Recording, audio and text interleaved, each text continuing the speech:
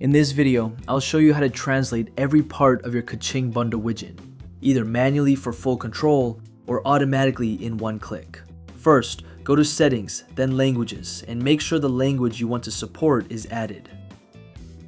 If it's not there yet, click Add Language, and translate your store using Shopify Translate and Adapt. This step is important. The language must exist in Shopify before it can be translated inside Kaching Bundles. Next, open Kaching Bundles and go to Translations. Here, you'll see all the languages currently added to your store. Select the language you want to work with.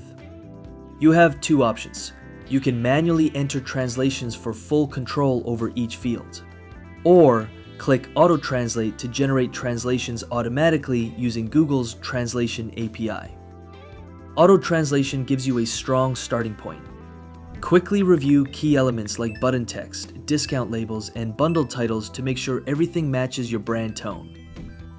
Click Save.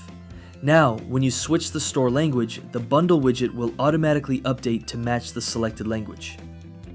With translations in place, the next step is boosting average order value by combining bundles with subscriptions.